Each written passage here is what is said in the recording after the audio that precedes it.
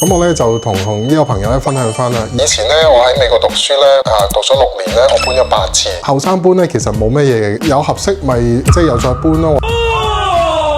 用香港4分1嘅成本過4倍質素嘅生活。各位好，我係 Cuson， 從事理財策劃超過20年。喺半年前，我喺中山買咗樓。今日純粹用我過來人嘅經驗，同大家分享灣區最真實嘅生活細節。尋日咧，我就喺個朋友屋企食飯。咁呢一位朋友咧都識咗好耐噶啦。咁佢同佢先生咧都係香港嘅專業人士嚟嘅。咁佢哋咧就言談間咧，佢就話啦：Cuson 啊，其實我哋以往咧都有諗過退休咧，可能就翻外國嚟到去生活嘅咁樣。咁不過最近咧個諗法都改變咗啦。咁我就話：咦，諗法改變啊，係點樣啊？咁樣，我哋其實咧都諗緊咧，就係將來退休咧都有機會喺國內啊咁樣，咁所以都問下你意見咁樣講。我話好啊咁樣，咁佢就話啦：咦，咁我而家即係喺香港都啱啱買咗樓，擁有個物業，咁啊大概1500萬左右。將來退休，將我哋香港嘅呢層樓咁嚟到去租出去啊，咁我相信咧個租金咧都已經足夠即係應付晒國內嘅退休嘅消費啦咁樣。咁其實咁仲有咩需要？即係喺國內租樓就得啦。咁仲有咩需要喺國內買樓啊咁樣？我就話啦，你諗租樓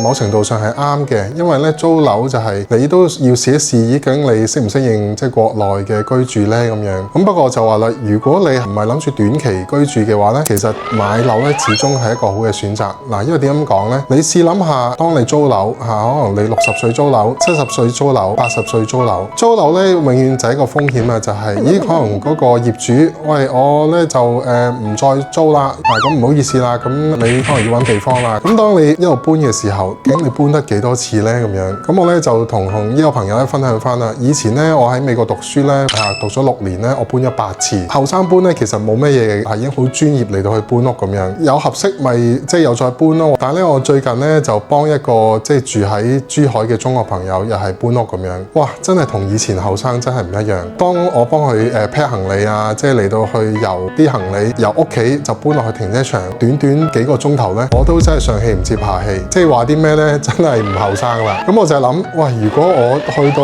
60、70歲、70、80歲都仲要咁搬咧，真係搞唔掂。仲有第二個問題就係話啦，究竟你揾唔揾到另一間屋嚟到去租？調翻轉，將心比己個角度，換轉你係一個業主，你會將層樓租出去俾一個30、40歲、40、50歲嘅，定係你會願意租俾一個70、80歲、80幾、90歲嘅租客咧？呢個係一個好實際嘅問題。當你係一個業主嘅時候咧，你都未必係想將你嗰個層樓租俾一個咁年紀老邁嘅客戶，因為萬一真有啲咩事嘅時候咧，分分鐘咧會影響你層樓嗰個嘅價值，又或者係你有好多嘢要處理，你係唔知道嘅。喺灣區退休最昂貴嘅成本並唔係買樓，而係人生路不熟，所以我成立咗大灣區第2人生俱樂部，將我揾到嘅優質資源同我嘅客戶分享。下期見。